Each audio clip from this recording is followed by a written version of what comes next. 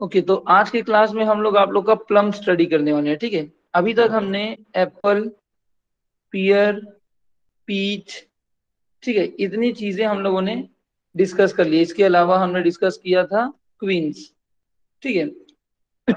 आज हम लोग थोड़ा सा प्लम डिस्कस करने वाले हैं। हम लोगों ने पहले ही पीच, प्लम और एप्रिकॉट, चेरी तो अलग ही होता है, एप्रिकॉट, इन तीनों में एक डिफरेंशिएशन किया हुआ था, याद है आप लोगों को? कि यस जो सर। पीच होते हैं उसके आउटर स्किन में छोटे छोटे छोटे छोटे हेयर्स पाए जाते हैं, प्यूबसेंट होते हैं करके पढ़े थे हम लोग, याद है? On yes sir. मेच्योरिटी ये प्यूबसेंट हो यस सर। जाते हैं, छोटे छोटे हेयर्स आते हैं, जिसके कारण इसे हम लोग फजीनेस या फिर हेयरीनेस वाला कैरेक्टर एक बोलते थे। तो पीच की स्किन में कहीं ना कहीं रफ स्किन पाया जाता है, जबकि प्लम में हमने देखा था कि प्लम के आउटर स्किन में कोई भी प्रकार के प्यूबसेंट या हेयर्स नहीं पाए जाते। ये क्या होते हैं? एकदम स्मूथ स्मूथ स्किन। स्किन होते हैं, है ना। इसके अलावा इसमें वैक्सी लेयर जरूर पाया जाता है। ओके, तो हमने देखा था कि प्लम में एकदम स्मूथ स्किन पाया जाता है और वैक्सी लेयर इसमें पाया जाता है। इसके ऊपर कहीं ना कहीं एक वैक्स का लेयर टाइप का पाया जाता है। वहीं पे अगर हम एप्रिकॉट में जाते हैं तो एप्रिकॉट में फिर ऐसे छोटे छोटे छोटे छोटे छोटे से हेयर्स हमको देखने को मिलते हैं। तो ये तीन बेसिक डिफरेंशिएशन था पीच, प्लम और एप्रिकॉट में।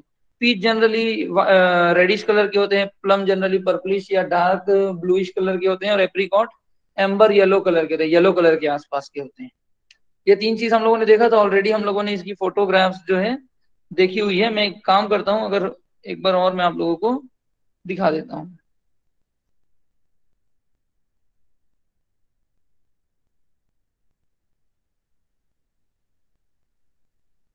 ये आप देख सकते हैं, ये आपका पीच है, ठीक है, और वहीं पे ये आपका प्लम है, देख पा रहे हैं आप लोग डार्क कलर में, और ये आपका एप्रिकॉट है। तीनों में हम लोगों ने डिफरेंशिएशन किया हुआ था। तीनों का फ्रूट टाइप अगर आप देखो तो प्रॉपर ड्रूप ही फ्रूट टाइप तीनों में पाया जाता है, ठीक है। तो कोई नया चीज नहीं है, आप लोगों को ये चीजें पहले से पता थी, ठीक है। यहां तक हो गया। अब देखो, यस सर। अगर हम लोग पीच की बात करें तो पीच में हमने एक नाम पढ़ा था नेक्टरीन, वो क्लियर है हम सभी को। वैसे ही प्लम में एक नाम आपको सुनने को मिलेगा, प्रून्स। जैसे नेक्टरीन का क्वेश्चन आता है वैसे ही प्रून्स का क्वेश्चन आता है। तो ये सारी चीजें हमको एक एक करके डिस्कस करना है, होता क्या है, ठीक है। तो पीच, प्लम और एप्रिकॉट, ये तीन में डिफरेंस क्लियर है सभी लोगों को? Yes sir. Yes sir. Yes sir. ठीक है, यस सर। चलिए तो फिर इसको थोड़ा सा आगे बढ़ाते हैं, ठीक है। तो सबसे पहले आज हम लोग थोड़ा सा प्लम को डिस्कस करते हैं। प्लम की अगर मैं बात करूं तो प्लम का फ्रूट आप लोगों ने देखा होगा। प्लम का फ्रूट जो है जनरली कहीं ना कहीं प्लम के अंदर भी क्या होता है, एक सिंगल पिट या स्टोन या फिर सीड जिसे कहते हैं वो पाया जाएगा, ठीक है। और इसके ऊपर इसकी कवरिंग होती है जिसे हम लोग क्या कहेंगे, मीजोकार्प, और आउटर छिलका को हम लोग क्या कहेंगे, एपिकार्प। अगर आप इस फ्रूट को देखोगे तो ये स्ट्रक्चर भी कौन से स्ट्रक्चर को फॉलो करता है, ड्रूप। तो अगर हम लोग प्लम का फ्रूट टाइप की बात करें तो प्लम का फ्रूट टाइप ड्रूप है। एडिबल पार्ट क्या हो जाएगा, मीजोकार्प, एपिकार्प, एंडोकार्प तो उसमें चिपका रहता है, सिंगल स्टोन सेंटर में पाया जाता है, ठीक है। ये प्लम का एक बेसिक इंट्रोडक्शन है। पर ठीक है, यहां तक लिख लिए, यस सर। ठीक है। अब अगर हम लोग प्लम की बात करें, एक मिनट रुकिएगा, एक मिनट।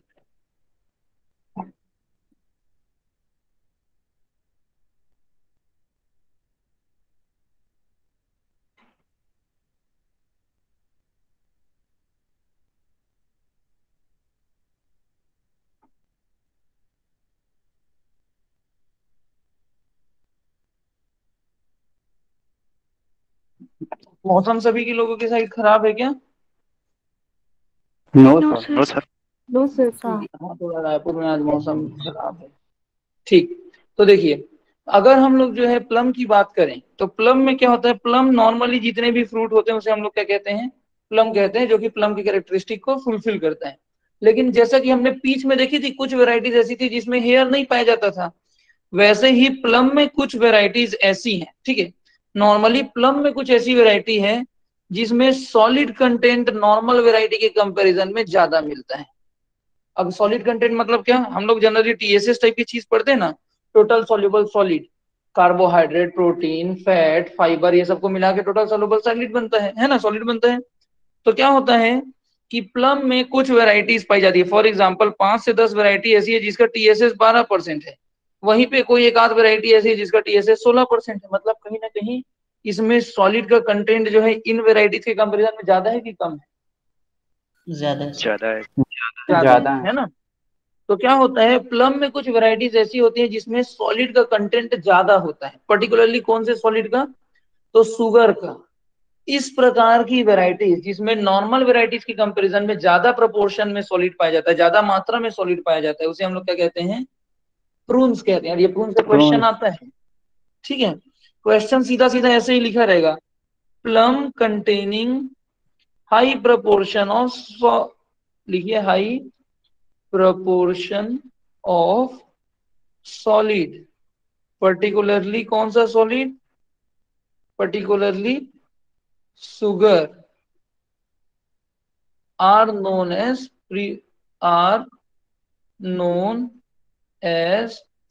प्रून्स। मतलब प्रून्स क्या होते हैं? ये नॉर्मल वेराइटीज के कंपैरिजन में ज्यादा शुगर कंटेनिंग वेराइटीज होती है, जिनका शुगर कंटेंट थोड़ा सा ज्यादा, सॉलिड कंटेंट नॉर्मल वेराइटीज से ज्यादा होता है, उसको कहते हैं प्लम। एग्जाम्पल के लिए समझो, देसी टमाटर और हाइब्रिड टमाटर में क्या अंतर होता है? सर हाइब्रिड टमाटर हार्ड होता है सर। हार्ड होता है। और हार्ड क्यों होता है? सर टीएसएस ज्यादा होगा सर। टीएसएस ज्यादा होता है। आप अगर देसी टमाटर को देखोगे तो देसी टमाटर में जूस कंटेंट बहुत ज्यादा होता है, बहुत खट्टा भी होता है, और आप उसको एक बार काटे तो अंदर में से जूस बहुत निकलेगा। लेकिन वहीं पे अगर आप हाइब्रिड टमाटर को देखोगे तो क्या होता है, उसमें सॉलिड कंटेंट ज्यादा होता है, जूस कम होता है। ठीक है, वो सेम साइज का भी अगर आप 100 ग्राम आप जो है देसी टमाटर ले लो, और 100 ग्राम क्या ले लो? हाइब्रिड टमाटर ले लो, हाइब्रिड टोमेटो। अगर आप जो है जूस की मात्रा देखोगे तो देसी टमाटर में ज्यादा मिलेगा और हाइब्रिड में कम मिलेगा। क्यों? क्योंकि हाइब्रिड में सॉलिड ज्यादा है, उसमें सॉलिड कम है। तो आप क्या कह सकते हो कि जो देसी टमाटर है वो नॉर्मल प्लम है, और हाइब्रिड जो है वो क्या है? प्रून्स है। मतलब जिसमें जूस कंटेंट ज्यादा है, सॉलिड कंटेंट कम है, उसे हम लोग नॉर्मल प्लम की वेराइटीज कहते हैं। लेकिन प्लम की ही वो वेराइटी जिसमें जूस कंटेंट थोड़ा सा कम हो और सॉलिड कंटेंट ज्यादा हो, उसे हम लोग क्या कहेंगे? प्रून्स कहेंगे। क्लियर है? ठीक है। और हाँ, अब एक बात बताओ, ये एक मान के चलो 100 ग्राम का फ्रूट है, और ये एक 100 ग्राम का फ्रूट है। इस फ्रूट में क्या है? जूस कंटेंट है 90% और सॉलिड कंटेंट है 10%। इसमें जूस कंटेंट है 85% और सॉलिड कंटेंट है 15%। ठीक है, समझ में आ रहा है?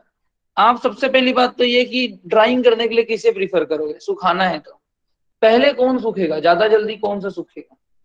सर 15% वाला सर। 15% 15% हाँ, क्योंकि इसमें 85% ही आपका क्या बोलते हैं कि वाटर है, तो ऑब्वियसली 85% बस वाटर है। तो आप क्या करो, क्या सोचोगे कि जब इसे ट्राई करूंगा तो ये 5 मिनट में हो जाएगा, इसको 7 मिनट लगेगा, क्योंकि इतना पानी को उड़ाने में ज्यादा टाइम लगेगा, इसको उड़ाने में कम टाइम लगेगा, और पानी का कंटेंट जितना कम रहेगा उतना जल्दी ड्राइंग होगा ना। तो एक तो ये कि ये वाली वैरायटी ड्राइंग जल्दी होगी। दूसरा, जब आप 100 ग्राम को ड्राई कर दोगे, पूरा पानी उड़ा दोगे, तो इस 100 ग्राम से ये 10% वाले में कितना कितना ग्राम मेरे को ड्राइड प्रोडक्ट मिलेगा? 10 ग्राम ही मिलेगा ना। 90% तो वाटर था, वो उड़ गया। वही यस सर। ये 100 ग्राम वाले में कितना ग्राम मेरे को सॉलिड मिलेगा? 15 ग्राम सर। 15 ग्राम। तो उस हिसाब से आप देखो तो चाहे आप टाइम की बात करो, चाहे आप क्वालिटी की बात करो, चाहे आप यील्ड की बात करो, वो किसमें ज्यादा मिल रहा है? जिसमें सॉलिड कंटेंट ज्यादा था या जिसमें सॉलिड कंटेंट कम था? जिसमें सॉलिड कंटेंट ज्यादा था। ज्यादा था। और ये जिसमें ज्यादा सॉलिड कंटेंट होता है उसे हम लोग क्या कहते हैं? नॉर्मल प्लम वैरायटी कहते हैं या प्रून कहते हैं? प्रून्स कहा जाता है। प्रून कहते हैं। तो अगर आपको कोई पूछे कि कौन सी वैरायटीज को आप प्रीफर करोगे ड्राइंग के लिए, तो आप कौन सी वैरायटीज को बोलेंगे? जिसमें सॉलिड कंटेंट रहेगा। हाँ, और वो किसमें है? प्रून्स में। तो लिखिए, prunes are preferred for drying. Prunes are preferred यानी कि इसे ज्यादा प्रीफरेंस दिया जाता है। ठीक है, तो प्रीफर्ड फॉर ड्राइंग लिखिए, prunes are preferred for drying. क्यों? क्योंकि due to high sugar content.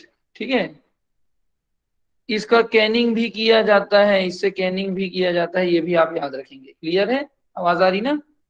बताइएगा ना, इधर मौसम Yes, खराब है तो क्यों करते रहिएगा। Yes sir. ठीक।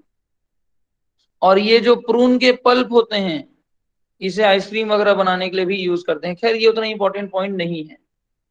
तो अपने को क्या समझ में आया प्रून के बारे में? प्रून ऐसी वेराइटीज होती हैं प्लम की जिनकी सॉलिड कंटेंट ज्यादा होती है, इनको हम लोग ड्राइंग के लिए प्रीफर करते हैं, इनसे कैनिंग भी किया जाता है। और ये जनरली इसको ड्राई किया जाता है ना, तो without removing stone, dried without removing stone, drawing करने से पहले इसके सीड को रिमूव नहीं किया जाता, रिमूव करने की जरूरत नहीं पड़ती, बिना सीड को रिमूव किए भी इसमें हम लोग ड्राइंग कर सकते हैं, याद रखेंगे। ठीक है, इतना क्लियर है प्रून के बारे में? Sir yes sir. अब हम लोग आ जाते हैं प्लम की कुछ स्पीसीज में। ठीक है, टेक्सोनॉमिकल क्लासिफिकेशन में। तो अगर मैं प्लम की बात करूं तो प्लम का बॉटनिकल नेम क्या आता है भैया बताइए? Prunus domestica. अपन ले लेते हैं प्रूनस स्पीसीज, क्योंकि दो प्रकार की होती हैं। एक होता है जिसे हम लोग कहते हैं यूरोपियन प्लम, ठीक है, जिसका बॉटनिकल नेम क्या है? Prunus domestica. डोमेस्टिका। डोमेस्टिका। ठीक है। और दूसरा आता है आपका जेपेनीज प्लम, इसका बॉटनिकल नेम है प्रूनस सालिसिना। प्रूनस सैलिसिना। सैलिसिना, है ना? ठीक, तो हमारे पास जो प्लम है वो टोटल कितने हो गए? प्लम हमारे पास हो गए टोटल दो प्रकार के, प्रूनस डोमेस्टिका और प्रूनस सैलिसिना। ठीक है, यहां तक क्लियर है? Yes sir. यस अगर सर। मैं इसकी फैमिली की बात करूं तो फैमिली क्या है दोनों की? रोजेसी। ठीक है। अगर मैं इसकी सब फैमिली की बात करूं तो सब फैमिली क्या हो जाती है? प्रूनस। प्रूनोइडी। और इसका अगर मैं जीनस कहूं तो जीनस क्या होगा? प्रूनस। प्रूनस। और उसके अलावा हमने इसका सब जीनस भी पढ़ा था, तो सब जीनस ये कौन से ग्रुप के अंतर्गत आएगा? प्रोनोफोरा। प्रूनोफोरा। प्रूनोफोरा। ठीक है, तो ये किसमें आता है? प्रूनोफोरा में। ठीक है, तो रोजेसी फैमिली होगी, उसमें प्रूनोइडी सब फैमिली हो गई, जीनस तो प्रूनस ही है, सब जीनस आ जाता है ये प्रूनोफोरा में। अब आप लोग, अब एक चीज आएगा कि इसका वो क्या है, क्रोमोसोम नंबर क्या है? तो चूंकि स्पीसीज अलग अलग है तो इसका और क्रोमोसोम नंबर और इसका ओरिजिन दोनों अलग होगा। यूरोपियन स्पीसीज का क्रोमोसोम नंबर क्या है? 2n = 6x = 48। वहीं पे ये डिप्लॉयड स्पीसीज है 2n = 2x = 16। आपको याद रखना है टोटल प्रूनोइडी सब फैमिली में क्या आता है? पीच आता है, प्लम आता है, चेरी आता है, एप्रिकॉट आता है और आलमंड आता है। इन सब का क्रोमोसोम नंबर 16 है। सिर्फ दो ही एक्सेप्शन है। क्या? यूरोपियन प्लम हेक्साप्लॉइड है, 48 क्रोमोसोम नंबर है। और जहां तक सोर चेरी टेट्राप्लॉइड है, 32 क्रोमोसोम नंबर है। सिर्फ यही दो एक्सेप्शन है, बाकी सबका क्रोमोसोम नंबर 16 है। और इन्हीं एक्सेप्शन से क्वेश्चन पूछता है भैया, तो कंफ्यूज नहीं होना है, इसको नोट कर लो कहीं कोने में। ठीक है, यस सर। चलिए इसको लिखिए, फिर आगे बढ़ते हैं।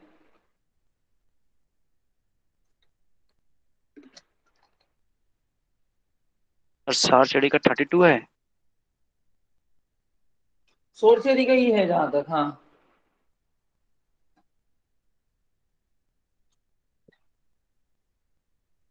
आप लोग लिखिए इसको, मैं कंफर्म कर देता हूँ।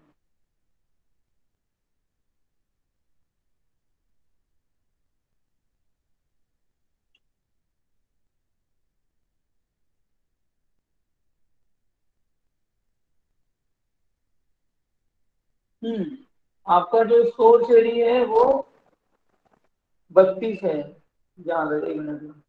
हाँ वही है टेट्राप्लॉइड, सोर चेरी 32 ही है। ठीक है, क्लियर और है यहाँ तक? जापानीज प्लम का 16। क्या बोल रहे हैं? हाँ हाँ, जापानीज प्लम जापानीज का प्लम 16 का। ही, ये लिखा हुआ है ना 16। ओके। ठीक हो गया। अब देखो, यस सर। हमने जो है प्लम को कई सारे टुकड़ों में बांटा। ये हमारी प्लम की फैमिली हमने कह दी क्या, रोजेसी। हमने इसकी सब फैमिली और अंदर घुसे सब फैमिली निकली क्या, प्रूनोइडी। और अंदर घुसे तो जीनस निकला क्या, प्रूनस। प्रोनोफेरा। हाँ प्रूनोफोर नहीं, जीनस तो प्रूनस निकला। और अंदर घुसे तो सब जीनस आया, सब जिसका जीनस। नाम हमने क्या रखा, प्रूनोफोरा। प्रोनोफोरा। आलमंड पीस का क्या था, एमिगडेलस, है ना। और जी सर। अंदर जाएंगे तो इसमें दो सेक्शन निकलते हैं। अब क्या आते हैं, दो सेक्शन आते हैं। एक सेक्शन का नाम है प्रूनस या फिर यू प्रूनस, और दूसरा सेक्शन का नाम क्या है, Prunocerasus. On the basis of origin हमने जो है ना इसकी जो स्पीसीज है उसको अलग अलग ग्रुप में डिवाइड किया। प्रूनस और आपका प्रूनस या यू प्रूनस, याद रखना आप लोग, यू प्रूनस और दूसरा क्या है आपका, प्रूनोसेरासस। क्लियर है, दो सेक्शन। जितने भी आपके यू प्रूनस वाले हैं, तो यू मतलब क्या हो गया, यू से कौन सा शब्द आता है, यूरोप आता है। यस। तो यस यूरोप, और यूरोप आ गया मतलब क्या हो गया आपका, एशिया। और क्या आ गया, China. Europe, Asia and China में जितने भी स्पीसीज ओरिजिनेट हुए हैं उसको कौन से सेक्शन में रखा गया है, you Prunus. Europe, Asia, China, ये ओल्ड वर्ल्ड है या न्यू वर्ल्ड है, old sir word. Old world है सर, ओल्ड वर्ड है। तो इन्हें हम लोग ओल्ड वर्ल्ड प्लम भी कहते हैं।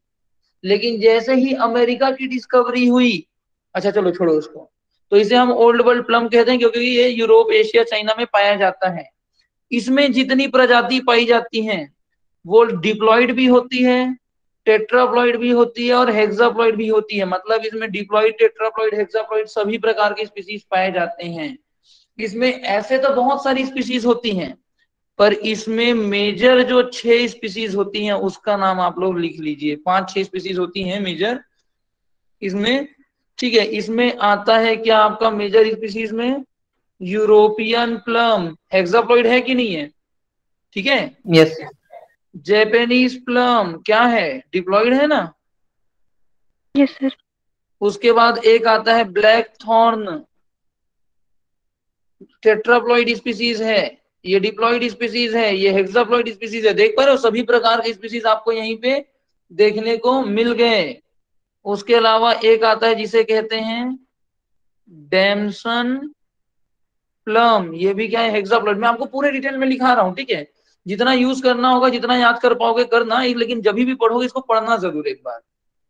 ऐसे ही एक आता है जिसे कहते हैं चेरी या माइरोबालन प्लम। इसमें तो डिप्लॉइड, टेट्राप्लॉइड और हेक्साप्लॉइड तीनों प्रकार की स्पीसीज पाई जाती हैं। तो आपने जो प्रूनोस में यू प्रूनस सेक्शन देखा उसका मतलब क्या समझा, यूरोप, एशिया, चाइना, मतलब अमेरिका को छोड़ दो। ओल्ड वर्ल्ड बोले मतलब अमेरिका को छोड़ दो, बाकी सब तो ओल्ड वर्ल्ड में आते हैं ना। तो north America, south America continent को छोड़ के बाकी जगह में जो ओरिजिनेटेड हुए हैं वो क्या है, यू प्रूनस है। डिप्लॉइड, टेट्राप्लॉइड, हेक्साप्लॉइड सभी प्रकार की स्पीसीज इसमें आती हैं, जिसमें से यूरोपियन प्लम, जापानीज प्लम, जितना नाम अभी आप याद करने वाले हो वो सब इसी में आते हैं। ठीक है, क्लियर है, समझ ये में आया। नाम दोबारा तीसरे Yes, नंबर पर क्या है यस सर? सर। ये black thorn,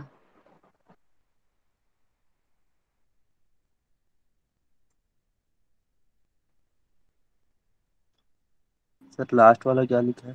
sir 5th number. Damson plum, cherry या उसके बाद माइरोबालन प्लम, चेरी या फिर माइरोबालन प्लम।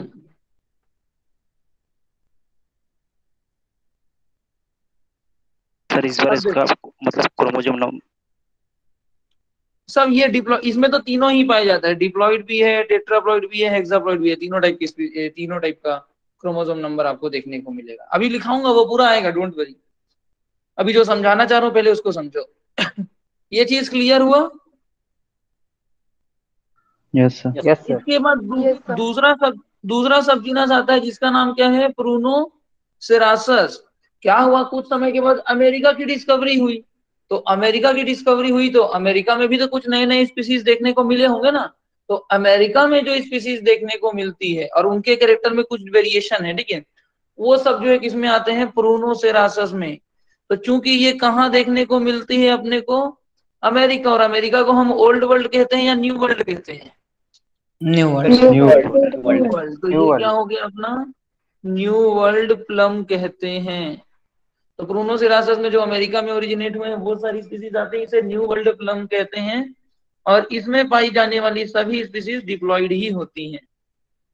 इसमें तो मेनली 13 स्पीसीज के आसपास हैं, जिसमें से जो इंपॉर्टेंट स्पीसीज है वो है अमेरिकन प्लम। इसको ब्रीडिंग में यूज किया जाता है, प्रूनस अमेरिकाना नाम है इसका। इसको वो कोल्ड हार्डीनेस लाने के लिए यूज किया जाता है, अभी पढ़ोगे। और दूसरा आता है कैनेडियन प्लम। अमेरिका, कनाडा, टीनेक्स प्लम, ये सब टेनेक्स, ये सब कहाँ पाया जाता है, ये सब कहाँ की जगह है, ये सब अमेरिका ही तो जगह के नाम है ना, ठीक है। तो वही चीज वो बोल रहा।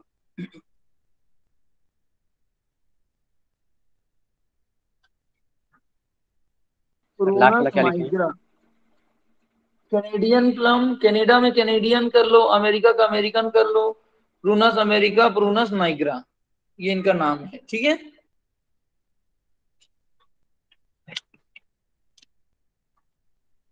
क्लियर है यहां तक? Yes sir. ठीक है। Yes. तो इस बेसिस पे दो सेक्शन में डिवाइड किया गया। इसमें अमेरिकन प्लम, कैनेडियन प्लम, इसको कोल्ड रेजिस्टेंस के लिए यूज किया जाता है। आगे बढ़े। Yes sir. Yes sir. ठीक है, अब हम लोग आ जाते हैं नेक्स्ट। एक साइंटिस्ट हुए जिनका नाम क्या था, वॉटकिन। ये नाम आप लोग याद रखेंगे, क्या नाम है, वॉटकिन, WATKIN। वॉटकिन ने क्या किया, 5 सेंटर ऑफ ओरिजिन दिए, 5 सेंटर ऑफ ओरिजिन दिए प्लम के लिए 1976 में। 1976 में प्लम में जो अलग अलग स्पीसीज पाई जाती हैं उनके सेंटर ऑफ ओरिजिन के बारे में किसने बताया, वॉटकिन ने, कि वो कहाँ ओरिजिनेट हुए होंगे। ये 5 कौन कौन से स्पीसीज थे, कुछ प्रूनोसेरासस के भी थे, कुछ प्रूनस के भी थे, दोनों ही सेक्शन के स्पीसीज हैं। इसमें सबसे पहला उन्होंने दिया किसके बारे में, यूरोपियन प्लम। आप लोगों को ओरिजिन याद करने में दिक्कत ना हो इसलिए इन्होंने ये बनाया था। यूरोपियन प्लम में इन्होंने बताया प्रूनस, यूरोपियन प्लम जिसका बॉटनिकल नेम क्या है, प्रूनस डोमेस्टिका, उसका ओरिजिन इन्होंने दिया यूरोप, जिसका क्रोमोसोम नंबर क्या है, 2n = 6, x = 48। दूसरा इन्होंने बताया किसके बारे में, जैपनीज प्लम के बारे में, जिसका बॉटनिकल नेम क्या है, प्रूनस सेलिसिना, ठीक है। इसका उन्होंने ओरिजिन बताया चाइना, क्रोमोसोम नंबर बताया 2n = 2x = 16, ठीक है। इसमें कुछ टेट्राप्लॉइड स्पीसीज भी हैं 32 वाले, बट जनरली 16। थर्ड मतलब टेट्राप्लॉइड वेराइटीज। थर्ड आता है क्या आपका, डेमसन प्लम। डेमसन प्लम यानी कि क्या हो गया, प्रूनस आपका इनिटिशिया। ये जो है आपका ये कहाँ का ओरिजिनेटेड है, तो ये ओरिजिनेटेड है आपका वेस्टर्न एशिया। ये भी आपका हेक्साप्लॉइड नेचर का है भैया, लिख लेना, 2n = 6, x = 48। चौथा आता है जिसे कहते हैं चेरी प्लम या फिर माइरोबालन प्लम। बॉटनिकल नेम है प्रूनस सेरासीफेरा। याद रखना, सेरासीफेरा सेरासस ये कंफ्यूज करेगा।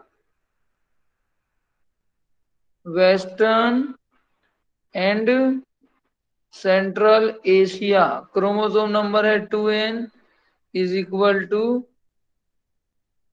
इसमें दोनों तीनों टाइप के हैं, 16, 32 भी है और 48 भी है, तीनों प्रकार के हैं। और पांचवा स्पीसीज जिसका इन्होंने बताया वो था American plum, Prunus americana. Centre of origin लिखा North America, chromosome number 2n = 2x = 16। तो इतना इन्होंने दिया था।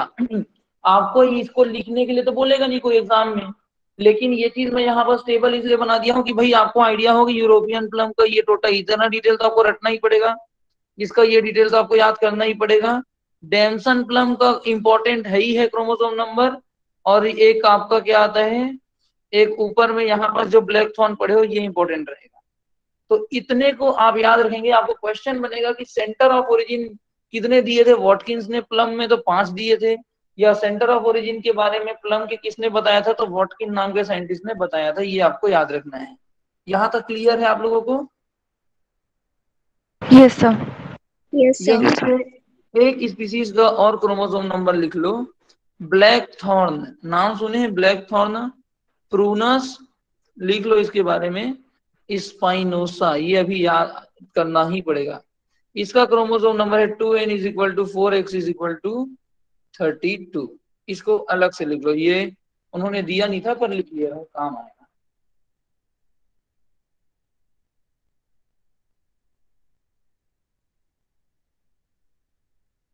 सर थोड़ा स्लाइड ऊपर करेंगे? हाँ, एक मिनट।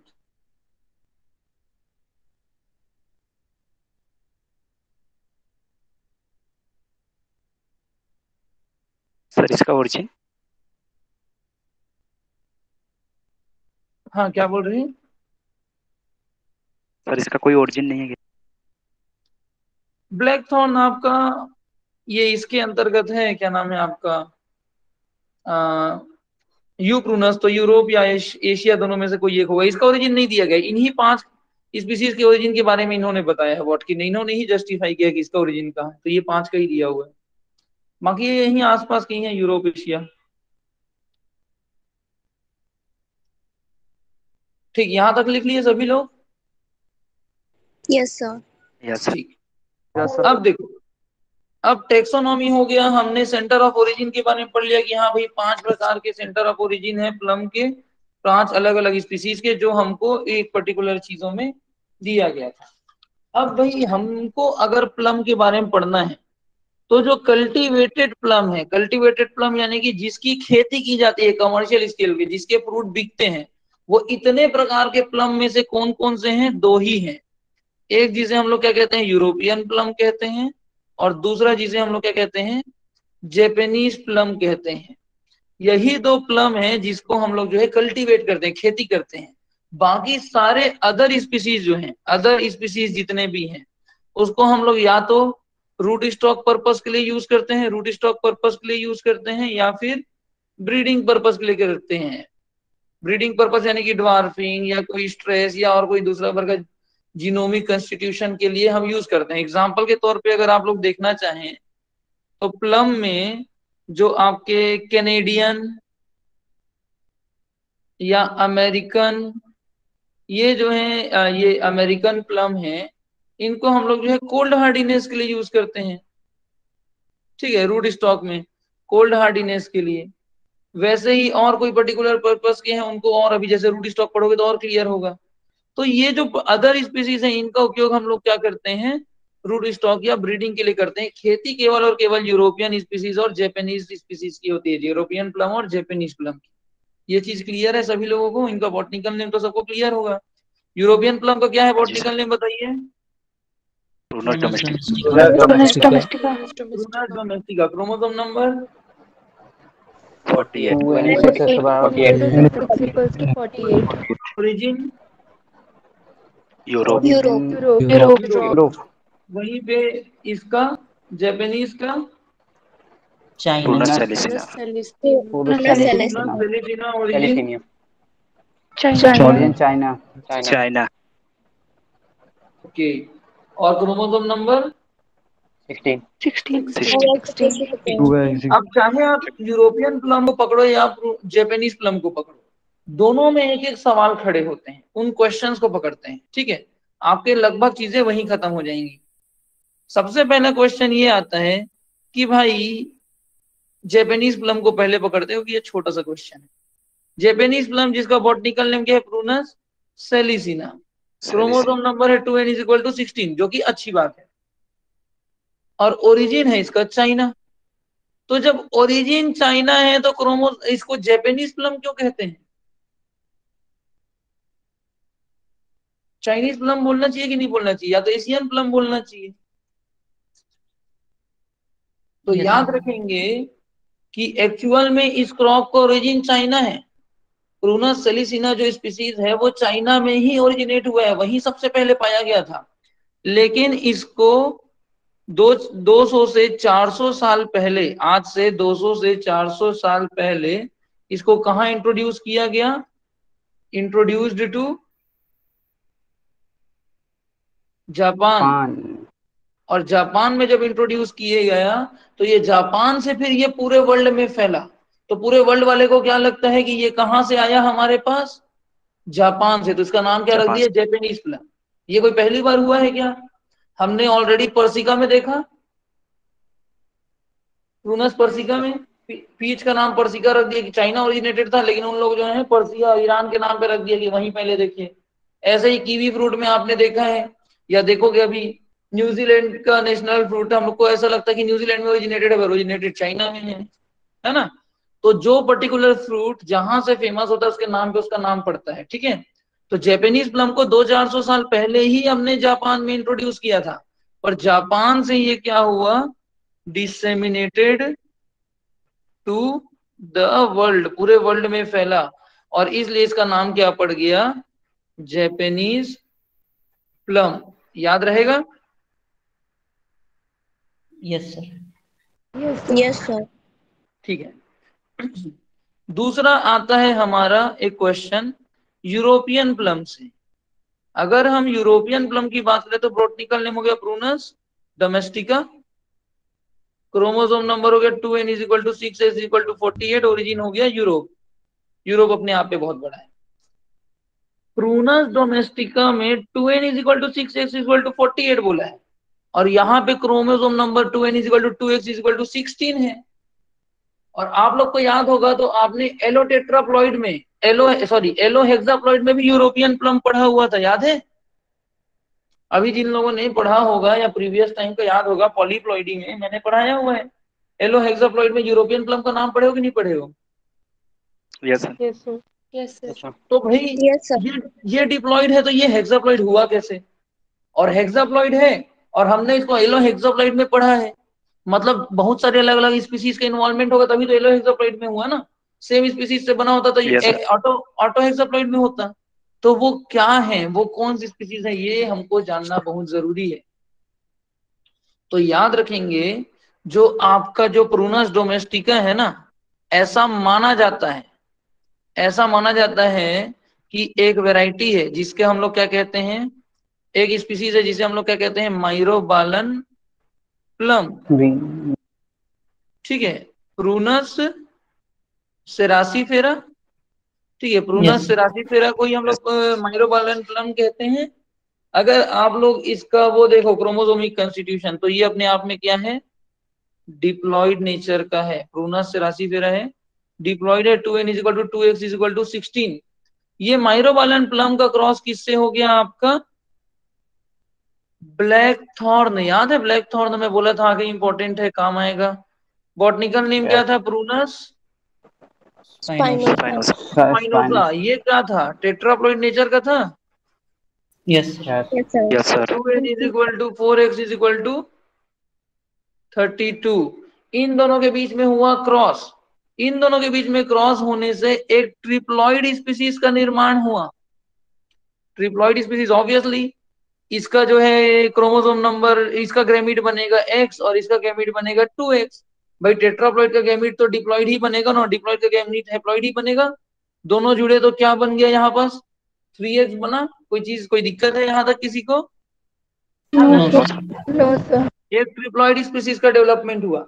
इस ट्रिप्लॉइड स्पीसीज में कुछ ऐसा नेचुरल फेनोमेना हुआ कि यहाँ पास क्या डेवलप हो गया, क्या क्या प्रॉब्लम क्रिएट हुआ? क्रोमोसोमल डबलिंग की। और ये ट्रिप्लॉइड का अगर क्रोमोसोम डबल हो गया मतलब अब ये क्या बन गया? हेक्साप्लॉइड बन गया। एक्सेप्ट। तो इस तरीके से क्रोमोसोमल डबलिंग होने के बाद हेक्साप्लॉइड स्पीसीज का डेवलपमेंट हुआ जिसका नाम क्या पड़ा? Prunus domestica. तो डोमेस्टिका। F12 में प्रूनस डोमेस्टिका किसके किसके क्रॉस से बना है? प्रूनस सिरासिफेरा और प्रूनस स्पाइनोसा, यानी कि डिप्लॉइड माइरोबोलन प्लम और टेट्राप्लॉइड ब्लैक थॉर्न। ये डिप्लॉइड है और ये क्या है? टेट्राप्लॉइड है। ठीक है। अब कई लोगों के दिमाग में आ रहा होगा, सर ये क्रोमोसोमल डबलिंग कैसे हो गया, और अगर इसमें हुआ तो सब जगह क्यों नहीं होता? तो भाई क्रोमोसोमल डबलिंग कई प्रकार से हो सकते हैं। जैसे कॉल्चिसिन ट्रीटमेंट करते हो ना, तो कॉल्चिसिन ट्रीटमेंट करते हो Yes, sir. तो क्या होता है? कॉल्चिसिन ट्रीटमेंट में आपका वो क्या करता है, स्पिंडल फाइबर को बनने नहीं देता और पूरे क्रोमोसोम को एक साथ तोड़ लेता है सेल डिवीजन के टाइम में। तो जो दो डबल सेट ऑफ क्रोमोसोम का जो फोटोकॉपी और बना रहता है वो सब एक ही साइड चला जाता है और क्रोमोसोम की मात्रा बढ़ जाती है। ये चीज हम लोगों ने पहले भी समझा है, आपको सर ने भी समझाया होगा, ब्रीडिंग वाले सर ने, है ना। तो उसी प्रकार जैसे कि हम लोग देखें कि माइरोबालन प्लम में डिप्लॉइड्स है और आपका स्पाइनोसा जो है यानी कि ब्लैक थॉर्न टेट्राप्लॉइड था। इन दोनों के बीच में गैमीट बना, तो ये जो है मियोसिस के कारण 2x से क्या बनाएगा? Gamete x। और ये मियोसिस के कारण गैमीट क्या बनाएगा? 2x। दोनों का गैमीट आपस में फ्यूज हुआ, फर्टिलाइजेशन हुआ, जाइगोट क्या बना? 3x। मतलब नया जो ऑर्गेनिज्म बना वो क्या बना? 3x। समझ में आ रहा? ट्रिप्लॉइड। जी सर। अब कल के डेट में एक एग्जांपल ले लेते हैं। ऐसा हो सकता है, मैं ये नहीं कह रहा हूं कि यही हुआ है, बट मैं आपको एक पॉसिबिलिटी बता रहा हूं। कल के डेट में हो सकता है कि ये जो ट्रिप्लॉइड स्पीशीज बना, इसके दो पौधे बने, दो बीच में, एक ये पौधा है और ये दूसरा पौधा है। ये भी ट्रिप्लॉइड है, ये भी ट्रिप्लॉइड है। कायदे से अगर यहां पे मियोसिस होता है तो यहां पे क्या बनना चाहिए? 1.5x और 1.5x। जब इनमें फर्टिलाइजेशन होगा तो ये दोनों मिला के क्या बनाएंगे? ट्रिप्लॉइड बच्चा पैदा करेंगे कि नहीं करेंगे? समझ में आ रहा है? Yes Yes, sir. लेकिन अभी हम लोगों ने पॉलीप्लॉइडी के एलोप्लॉइडी वाले वीडियो में मैं समझाया था कि ट्रिप्लॉइड वाले में जनरली क्या होता है, इस प्रकार से गैमीट फॉर्मेशन नहीं हो पाता, कई सारे दिक्कत आते हैं। फॉर एग्जांपल बनाना में भी आप देखोगे, जब ट्रिप्लॉइड स्पीशीज का गैमीट बनता है तो ये मियोसिस की प्रोसेस फेल हो जाती है और ट्रिप्लॉइड स्पीशीज से गैमीट क्या बनता है? ट्रिप्लॉइड ही बनता है। याद है? यस आप लोग एक Yes, बार sir. वीडियो देखना। बनाना में यस जब आपको टेट्राप्लॉइड स्पीशीज डेवलप करना होता है ना, तो ट्रिप्लॉइड इंटू डिप्लॉइड करते हैं। तो ट्रिप्लॉइड इंटू डिप्लॉइड करते हैं तो क्या होता है? ट्रिप्लॉइड का ट्रिप्लॉइड गैमीट बनता है और डिप्लॉइड का हैप्लॉइड गैमीट बनता है और दोनों Haploid. मिला के क्या बनाए? टेट्राप्लॉइड। समझ में आ रहा? तो इस तरीके जी सर। से यहां पे क्या हुआ कि ट्रिप्लॉइड से 1.5 एंड 1.5 यानी कि आधा नहीं होगा। ट्रिप्लॉइड स्पीशीज के दो पौधे जब क्रॉस हुई होंगे, ये मैं बता रहा हूँ, एक पॉसिबिलिटी बता रहा हूँ क्योंकि ऐसा बनाना में हमने देखा है। तो ये ट्रिप्लॉइड जो है ना, मियोसिस क्या हो गया? मान लो फेल हो गया, तो ट्रिप्लॉइड से एक गैमीट क्या बना? ट्रिप्लॉइड। इधर ट्रिप्लॉइड से भी गैमीट क्या बना? ट्रिप्लॉइड। और इससे एक नया स्पीशीज डेवलप हो गया जिसका गैमीट क्या, जो कि क्या बना? हेक्साप्लॉइड। समझ में आ रहा? Yes, sir. तो इस तरीके से क्रोमोसोमल डबलिंग हुआ होगा या फिर स्पिंडल फाइबर वाला कोई सिस्टम रहा होगा, कोई एक सिस्टम रहा होगा जिससे क्रोमोसोमल डबलिंग हुआ होगा। ये मैं आपको बताना चाह रहा हूँ। एग्जैक्ट रीजन हमें भी नहीं पता, बुक में दिया भी नहीं है, पर ये एक पॉसिबिलिटी हो सकती है। ठीक है। अब कई लोग के दिमाग में आना होगा, तो सर अब तो फिर ये 6x का भी गैमेट 6x बन सकता है, तो अगला प्लांट 12x बन जाना चाहिए था। पर भैया हेक्साप्लॉइड अपने आप में स्टेबल है, ट्रिप्लॉइड में प्रॉब्लम था गैमीट बनाने में। हैप्लॉइड का आराम से ट्रिप्लॉइड गैमीट बनता रहा आज तक, और ये ट्रिप्लॉइड जुड़ के हेक्साप्लॉइड पौधे बनाते रहे। ये फिर से ट्रिप्लॉइड गैमीट बनाएगा, वो फिर हेक्साप्लॉइड पौधा बनाते रहेगा। हेक्साप्लॉइडी में, टेट्राप्लॉइडी में, डिप्लॉइडी में, ऑक्टाप्लॉइडी में आने के बाद पौधा स्टेबल हो जाएगा। ट्रिप्लॉइडी, पेंटाप्लॉइडी, सेप्टाप्लॉइडी, इस टाइप की चीजें कभी स्टेबल नहीं रह सकती, या तो वेजिटेटिवली प्रोपगेट होंगी। समझ पा रहे हो? तो इस तरीके से Yes, sir. प्रूनस डोमेस्टिका में किसी कारणवश क्रोमोसोमल डबलिंग हुई। क्यों हुई? ताकि अपने अंदर स्टेबिलिटी लाया जाए, और वो प्रूनस डोमेस्टिका में कन्वर्ट हुआ, और आपको जो है क्या बोलते हैं, प्रूनस डोमेस्टिका आज की डेट में हेक्साप्लॉइड दिखता है। तो ये क्रॉस और ये स्टोरी याद रहेगा। Yes, sir. Yes, sir. Yes, sir. अब मुझे जितना लॉजिक समझ में आया वो सारी चीजें मैं आप लोग को एक्सप्लेन करने की कोशिश किया हूं, तो मैं बता दिया हूँ। स्टेबिलिटी कहीं ना कहीं एक क्रॉप को चाहिए। और भी टाइप के बने होंगे, ऐसा नहीं है कि यही एक स्पीशीज बना होगा, और भी बना होगा, लेकिन जो क्रोमोसोमल कॉन्स्टिट्यूशन अपने आप में नेचर स्टेबल ही नहीं है, वो एनवायरमेंट में वैसे भी सर्वाइव नहीं किया होगा, वो कहाँ गुम हो गया होगा पता भी नहीं चला होगा। ठीक है, अब देखो प्रूनस डोमेस्टिका के लिए हमने ठीक है एक थ्योरी, अच्छा ये तो अच्छा एक और बात, जब ये माइरोबालन प्लम और ब्लैक थॉर्न प्लम फ्यूज किए होंगे, इनसे नया ट्रिप्लॉइड स्पीसीज बना होगा, फिर क्रोमोसोम डबलिंग हुआ होगा, तो क्या उसको देखने के लिए साइंटिस्ट ने टाइम ट्रेवल करके पीछे गए होंगे क्या? No sir. नो किसी ने सर। देखा तो है नहीं, ये तो बस एक थ्योरी है, एक अंदाजा है। तो अगर ये थ्योरी है तो किसी ना किसी बेसिस पे बोला गया होगा, कोई ना कोई प्रूफ पे बोला हो गया। तो इन्हीं दो स्पीसीज को क्यों हमने जो है कि प्रूनस डोमेस्टिका की ओरिजिन में इन्वॉल्व होगा ऐसा बोला, उसके लिए एक प्रूफ दिया गया है। जैसे कि हमने ऑलरेडी देखा था एप्पल में ओरिजिन क्यों उस पर्टिकुलर क्रॉप को बोला गया है, पीच और आलमंड की ओरिजिन को क्यों हमने बोला है कि उन दोनों का स्पीसीज पेरेंट जो है एक जैसा हो सकता है। हर चीज के पीछे लॉजिक दिया गया है ना साइंटिस्ट से, जिसको हमने डिस्कस किया अभी तक। तो इसके पीछे भी एक लॉजिक है। जो प्रूनस सेरासीफेरा है, सेरासीफेरा यानी कि कौन सा हो गया, माइरोबलन। माइरोबालन प्लम, इसका जो फ्रूट है इसमें येलो ग्राउंड कलर पाया जाता है। ग्राउंड कलर क्या पाया जाता है, येलो ग्राउंड कलर, यानी कि ये फ्रूट है तो इसका ये निचला हिस्सा में कौन सा कलर पाया जाता है, येलो। और इसमें पिगमेंट कौन सा पाया जाता है, रेड एंथोसाइनिन। जबकि प्रूनस स्पाइनोसा जो है, स्पाइनोसा का यानी कि क्या हो गया आपका, black thorn. Black thorn. Black thorn, इसमें जो फ्रूट है इसमें क्या पाया जाता है आपका, ग्रीन ग्राउंड कलर, उसका नीचे का कलर क्या होता है, ग्रीन। और इसमें एंथोसाइनिन पाया जाता है येलो, येलो एंथोसाइनिन। तो इन दोनों की खासियत ये, और जो हमारा प्रूनस डोमेस्टिका है जो कि इन दोनों के क्रॉस से बना है ऐसा हम मानते हैं, उसकी अगर अपन बात करें तो उसके फ्रूट में दोनों both yellow and green ground colour पाया जाता है, और वहीं रेड एंड येलो एंथोसाइनिन यानी कि स्किन कलर देखने को मिलता है। तो ऐसा माना जाता है, ये मैं नहीं कह रहा हूँ भाई, ये मेरा थ्योरी नहीं है, ठीक है, ये साइंटिस्ट या लिटरेचर जो बुक्स है उसमें ऐसा कहा गया है, जिन्होंने पेपर्स वगैरह पब्लिश किए होंगे कि भाई इसमें सेरासीफेरा के भी कैरेक्टर दिख रहे हैं, स्पाइनोसा के भी कैरेक्टर दिख रहे हैं, इसलिए ऐसा माना जा रहा है कि ये इन दोनों के क्रॉस से बना होगा, और ऑन दैट बेसिस वो जो जीनस, वो जो क्रॉस का डेवलपमेंट हुआ है वो किया गया है। ये चीज क्लियर है, यस समझ सर। में आ रहा है सभी लोगों को?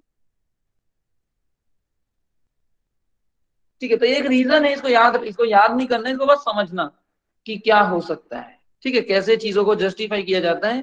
फर्दर फ्यूचर में जब आप मास्टर्स में आएंगे तो आप लोग भी जस्टिफिकेशन दोगे, तो वहां पे ये चीजें काम आएंगी। ठीक है, आगे बढ़े। थोड़ा स्लाइड बैक कर दीजिए। हाँ, अभी तक हमने प्लम में ऑब्जेक्टिव या क्वेश्चन पेपर के हिसाब से 3 से 4 पॉइंट ही पढ़े हैं, बहुत ज्यादा नहीं पढ़े हैं, लेकिन हम प्लम का पूरा बेसिक समझ रहे हैं। एक बार आप प्लम का पूरा बेसिक समझ गए ना, उसके बाद फिर प्लम में कुछ बचेगा नहीं।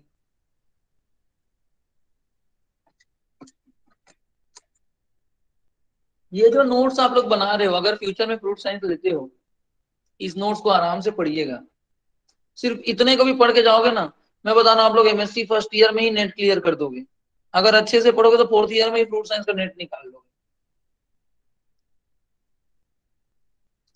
यहां तक हो गया, आगे बढ़े। Yes sir. Yes sir. Yes sir. ठीक, अब देखो, अब हमने जैसा कि हम लोगों ने पीयर में पढ़ा था, एशियन पीयर और यूरोपियन पीयर, याद है? सेम चीज अब Yes, sir. प्लम में भी आ गया, यूरोपियन प्लम और दूसरा क्या हो गया, जापानीज प्लम। अब दोनों के बीच में कुछ डिफरेंस क्रिएट करते हैं, और ये डिफरेंस को आप लोग एक बार अच्छे से पढ़ना और कोशिश करना, पीयर वाले के कॉन्सेप्ट को और यहाँ पास के कॉन्सेप्ट लॉजिक को मिला के देखो, तो आप लोग को ज्यादा चीजें समझ में आएंगी। ठीक है, फिर आप लोग डेस्टिनेशन या किसी चीज के लोकेशन के हिसाब से कैसे चेंजेस आते हैं उसको कंपेयर करना सीख पाओगे। तो याद रखेंगे, जनरली जो यूरोपियन पीयर है उनका ओरिजिन, एक तो ओरिजिन इनका क्या है, यूरोप है, और इसका ओरिजिन क्या है, चाइना है। इसमें कोई दिक्कत नहीं है, सीधी सीधी सी बात है कि भाई यूरोपियन प्लम कहाँ ओरिजिनेट हुआ है, यूरोप।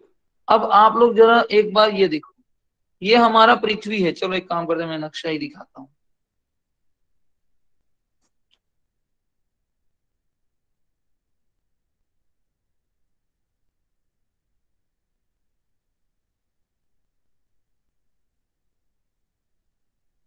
इस चीज को आप लोग समझिएगा, ठीक है। ये देखो, यहाँ पे ये एक लाइन दिख रहा है, ये लाइन, Yes. इसे Tropic of Cancer and Capricorn कहते हैं। सूर्य अधिकतम यहाँ तक आ पाता है और यहाँ तक आ पाता है। गर्मी और सर्दी के मौसम के हिसाब से सूर्य का जो मैक्सिमम लाइट है वो एक साल के एक कुछ दिनों के लिए यहाँ तक पड़ पाता है, यहाँ तक पड़ पाता है। इसके ऊपर के जो हिस्से हैं उसमें सूर्य का लाइट जो है बहुत ज्यादा नहीं जा पाता है। इसीलिए इसके ऊपर जितने देश मिलेंगे वो आपको कैसे मिलेंगे, ठंडे टाइप के या बर्फीले टाइप के देश मिलते हैं, ठीक है। अभी जियोग्राफी का दिन कभी पढ़ाऊंगा ना तो बताऊंगा, ठीक है। उस हिसाब से अगर आप देखें तो यहां बस देखिए, सूर्य के ऊपर वाले हिस्से में इस एरिया तक क्या है, आपका चाइना है, और यहीं कहीं आसपास आपका प्लम का ओरिजिन है, और वहां पे ये वाला एरिया जो है इस ऊंचाई तक, यहां तक आपका क्या है, मेनली यूरोप कहाँ है, यहाँ पे है। इसका मतलब आप पिक्चर में क्या देखे हो, शाहरुख खान और काजोल को आपने यूरोप में देखा होगा, हम क्या है, दिलवाले दुल्हनिया ले जाएंगे, ठंडा होता है। वो चीज अगर याद ना भी आए तो आप अगर लेटीट्यूड के हिसाब से देखें तो चाइना कहीं ना कहीं सूर्य का जो अधिकतम लाइट जहां तक पहुंचता है उसके ज्यादा करीबी वाले एरिया में है, जबकि यूरोप जो है ज्यादा दूर है। मतलब ऑब्वियसली ये वाला जो एरिया है वो ज्यादा ठंडा होगा कंपेयर टू ये वाले एरिया के, और इसके आगे वाला एरिया और ज्यादा ठंडा होगा। ये चीज तो आप समझ पा रहे हैं ना? Yes. Yes, sir. इसका मतलब क्या समझ रहे हो कि यूरोप कहीं ना कहीं चाइना से ज्यादा ठंडा इलाका है, ये चीज समझ रहे हो? Yes Yes, sir. Yes, sir. तो अगर यूरोप चाइना से ज्यादा ठंडा इलाका है तो उस हिसाब से कहाँ के पौधे जो हैं ज्यादा ठंड को झेलने की कैपेसिटी रखेंगे? Europe. Europe Europe. अच्छा, दूसरी चीज, यूरोपियन कहाँ ठंड का सीजन ज्यादा लंबा चलेगा, यूरोप या चाइना? Europe. यूरोप। Europe. अगर ठंड का सीजन ज्यादा लंबा चला और बीच में फ्लक्चुएशन आते हैं तो उस फ्लक्चुएशन से बचने के लिए कोई भी पौधा कौन सा क्या चीज डेवलप करता है? Chilling Chilling requirement. Leaf skill chilling requirement, endodermis है ना, एंडोडर्मिस को तोड़ने के लिए चिलिंग रिक्वायरमेंट चाहिए। तो आप लोग बताओ, यूरोप जहां ठंड ज्यादा पड़ता है, चाइना, जापान, जापानीज प्लम जहां ठंड कम पड़ता है, तो आप लोगों के हिसाब से चिलिंग रिक्वायरमेंट कहाँ ज्यादा होगा, यूरोप या चाइना? Europe. यूरोप। तो Europe. यहाँ पे मैं लिख दूं high chilling requirement. Yes, sir. तो इसकी Yes, sir. Chilling requirement high होती है और इसकी उसके कंपैरिजन में लो होती है। बहुत कम ये भी नहीं होती क्योंकि चाइना के ये भी ठंडे इलाके में ही है, ठीक है। तो इसकी लो चिलिंग रिक्वायरमेंट याद रखेंगे। तो ये क्या होता है भैया, इसकी चिलिंग रिक्वायरमेंट हाई है, इसकी लो है। अगर आप लोग लिखना चाहो, बहुत ज्यादा डिफरेंस नहीं दिया हुआ है चिलिंग रिक्वायरमेंट में, जो बुक्स में मेंशन्ड है वो मैं आप लोग को बता देता हूँ। इसका चिलिंग रिक्वायरमेंट है 800 से 1000 घंटा और इसका है 700 से 1000 घंटा, ठीक है। बट ये रेंज को समझो, ये 700 और ये 1000 तक जाती है, ये 700 तक ही जाती है, तो उस चीज को याद रखेंगे, ठीक है। तो इसकी चिलिंग रिक्वायरमेंट जनरली हाई होगी, इसकी चिलिंग रिक्वायरमेंट लो होगी। अब एक बात बताओ, अगर चिलिंग रिक्वायरमेंट हाई है तो उस चिलिंग रिक्वायरमेंट को फुलफिल करने में टाइम भी ज्यादा लगेगा, है कि नहीं? और Yes, sir. जितने ज्यादा टाइम में वो चिलिंग रिक्वायरमेंट करेगा उतना ही लेट से उसमें बर्ड बस्ट होगा। अगर चिलिंग रिक्वायरमेंट लो है तो बर्ड बस्ट भी जल्दी होगा, जल्दी फुलफिल होगा वो चिलिंग रिक्वायरमेंट। तो और कहीं ना कहीं बर्ड बस्ट अगर जल्दी हुआ है तो फ्लावरिंग जल्दी आएगी कि लेट आएगी? जल्दी आएगी। जल्दी आएगी ना। आएगी।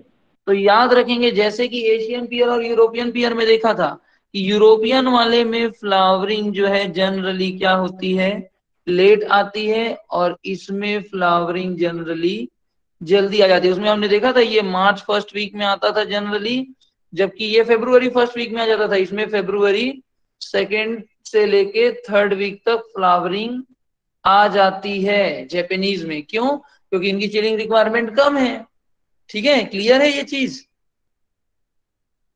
तो Yes. याद रखेंगे, ब्लूम्स अर्ली देन यूरोपियन और ये ब्लूम लेट देन जापानीज। इस चीज को याद रखेंगे भाई, मैं के डिफरेंस को क्लियर बता रहा, आप लोग समझो। अच्छा, अब एक बात बताओ, आप में से कितने लोग ठंडे इलाके में गए हैं? मनाली वनाली, शिमला विमला, कोई गए होंगे? चलो कभी जाओगे, गली में ये इन लोगों को देखते हो, डॉग्स को घूमते, पपीज डॉग्स जो भी बोलो। हमारे यहाँ छत्तीसगढ़, मध्य प्रदेश, यूपी, बिहार के ये जो डॉग लोग जो गली में घूमते हैं ना, इनको देखोगे ना तो इनके एकदम ऐसा लगता है पोलियोग्रस्त है, कोई खिला दे, कोई पिला दे, ऐसा लगता है इन लोग को। बाल झड़ रहे होते हैं, एकदम थोड़े थोड़े, एकदम पतले दुबले होते हैं, और उनके बॉडी में हेयर्स ग्रोथ बहुत कम होती है। वहीं आप चले जाओ मनाली, शिमला या उत्तराखंड वाले इलाके में, एक बार हम लोग गए हुए थे मनाली, वहां के गली के जो डॉग्स हैं ना, उनको भी आप देखोगे तो उनके भी शरीर में एकदम मोटा लेयर का हेयर होता है, ऐसा लगता है कि आप गली के ही डॉग को मतलब घर ले आओ पालने के लिए। ऐसा डिफरेंस देखिए हो? समझ पा रहे हो मैं क्या बोल रहा हूँ? आवाज आ रही है? Yes sir. Yes, Yes, sir. Yes, Yes, sir. ऐसा क्यों होता है पता है? हमारे शरीर में हेयर्स की ग्रोथ क्यों हुई है पता है? ठंड से बचाने के लिए। जिस एरिया में ठंड ज्यादा होता है वहां पे हेयर ग्रोथ ज्यादा होती है, जहां ठंड कम होती है वहां हेयर ग्रोथ कम होती है। ग्लोबल वार्मिंग आने के बाद मान के चलो इंसान के अंदर हेयर ग्रोथ की रिडक्शन होगी। ठीक है, तो क्या होता है कि मनाली शिमला जैसे जगह में जाओगे तो वहां के डॉग्स में हेयर इसलिए ज्यादा होता है क्योंकि भैया वहां ठंड ज्यादा होती है, यहाँ ठंड कम है। तो अगर यहाँ कम ठंड में अगर हेयर ज्यादा रखेंगे ना डॉग लोग, तो वो खुद ही परेशान हो जाएंगे गर्मी से, समझ रहे हो? तो उसके हिसाब से हेयर ग्रोथ होती है। सिमिलरली प्लांट में भी हेयर ग्रोथ है। यूरोपियन प्लांट में आप देखोगे तो यूरोपियन जो आपके प्लम है उसमें आपको जो है क्या मिलेंगे? हेयर मिलेंगे on lower side of leaf. Leaf के लोअर साइड में आपको हेयर मिलेगा, जबकि यूरो आपके जापानीज वाले में कोई हेयर नहीं मिलेगा। Free from here on lower side of leaf, क्योंकि यहाँ पे थोड़ा सा उसके कंपेरिजन में गर्मी होती है। ठीक है, क्लियर है? yes, sir. अब एक बात बताओ, आपको अगर मैं ठंड के सीजन में काम करने बोलूं और नॉर्मल गर्मी या बरसात के सीजन में काम करने बोलूं, ठीक है, तो आप किस सीजन में ज्यादा काम कर पाओगे? किस सीजन में ज्यादा इधर उधर आना जाना कर पाओगे? नॉर्मल से नॉर्मल गर्मी और बरसात। नॉर्मल बरसात या फिर नॉर्मल गर्मी वाले मौसम में, ना कि ठंड में। ठंड में तो भैया कंबल वंबल ओढ़ के, अभी अभी देख लो 2 महीना पहले कितना ठंड पड़ रहा था, शाम को 6 बजे के बाद निकलने में भी हालत Yes, खराब sir. होती थी कि नहीं होती थी? तो यस भाई सर। सिमिलरली एक प्लांट भी ग्रोथ कब करेगा? वार्म कंडीशन में या कूल कंडीशन में? वार्म कंडीशन में। अब यूरोप और चाइना में कंपेयर करें तो ज्यादा ग्रोइंग कंडीशन कहाँ मिलेगा? चाइना। चाइना में। चाइना, यानी कि कौन सा प्लम? Japanese plum.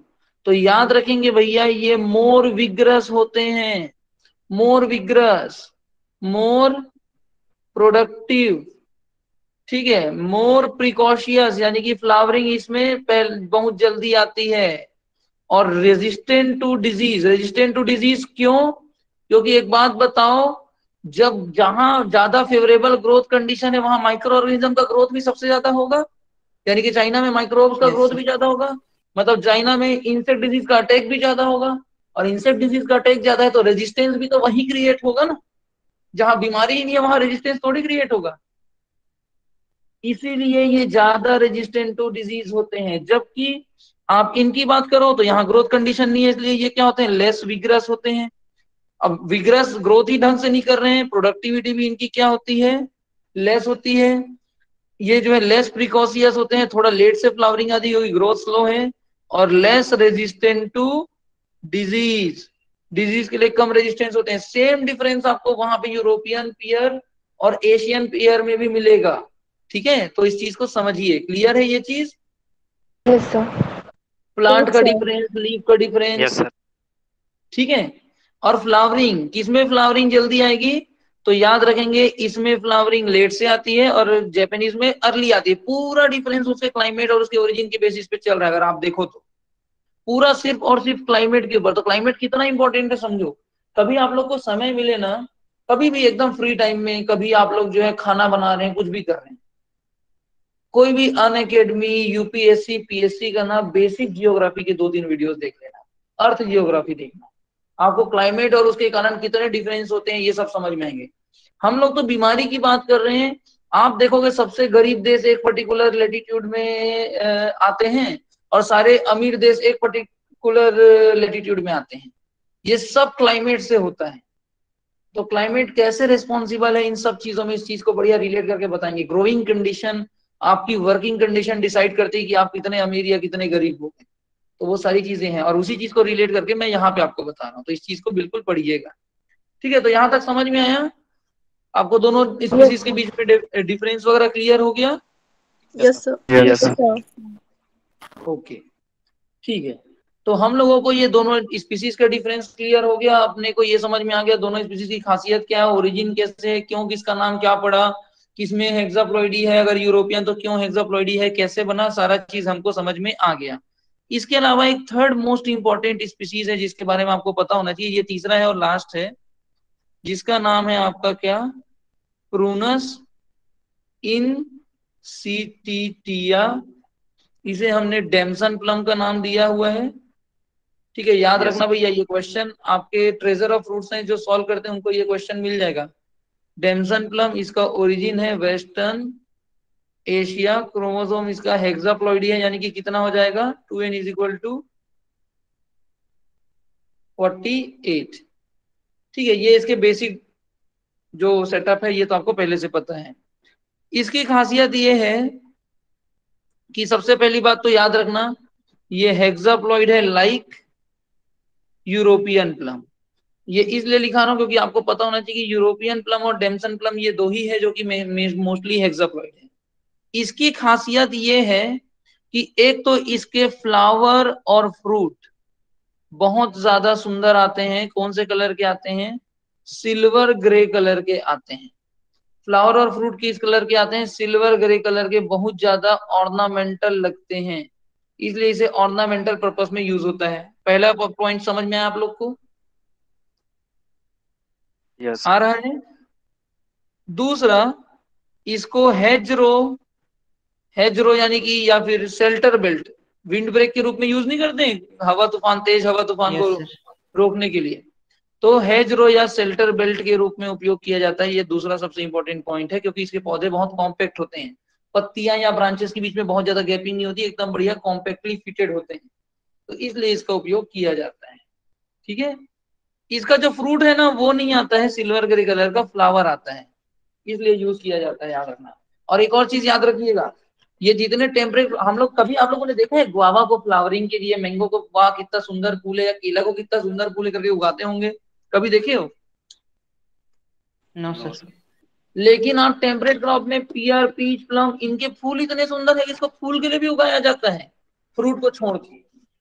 ठीक है, तो उस प्रकार से भी यूज किया जाता है। संतरे को ऑर्नामेंटल पर्पस के लिए यूज किया जाता है, कई सारे जिसके फ्रूट बड़े सुंदर सुंदर से होते हैं, तो प्लम को ऑर्नामेंटल पर्पस के लिए यूज किया जाता है, प्लम के फ्रूट को।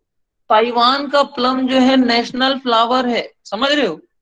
नेशनल फ्लावर ऑफ ताइवान, जानते हो ना, चाइना के बाजू में ताइवान कंट्री है, वहां का नेशनल फ्लावर है ये जो प्लम जो है। तो आप समझिए कि इन लोगों में फ्लावरिंग की कितनी इंपॉर्टेंस है। क्लियर है?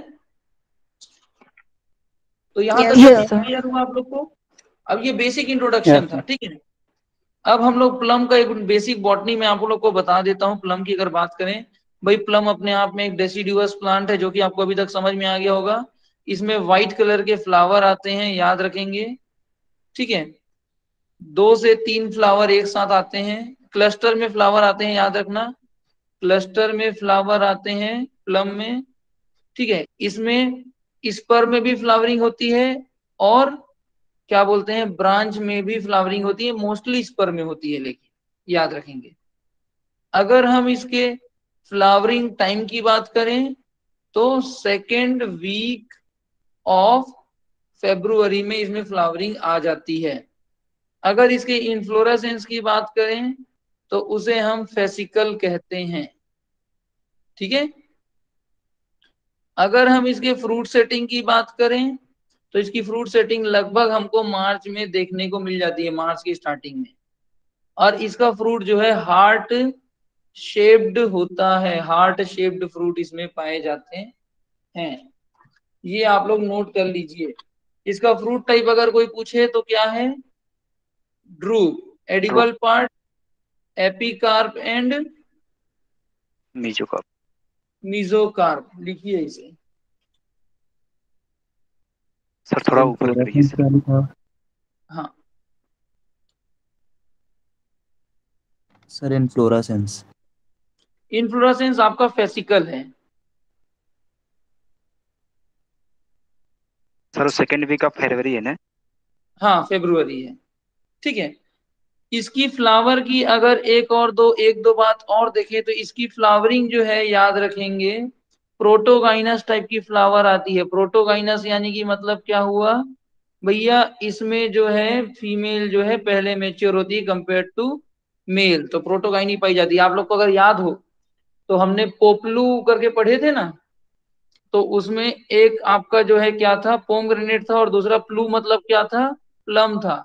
तो प्लम और पियर ये दो ही हैं इधर जिसमें प्रोटोगाइनी पाई जाती है, इसमें टेम्परेट में रोसेसी में। ठीक है, तो प्लम में भी प्रोटोगाइनी पाई जाती है, पियर में भी पढ़ा है भाई, याद रखना इसको। ठीक है, फ्लावरिंग जो है किसमें होती है, 1 ईयर ओल्ड शूट या फिर स्पर में होती है, याद रखेंगे।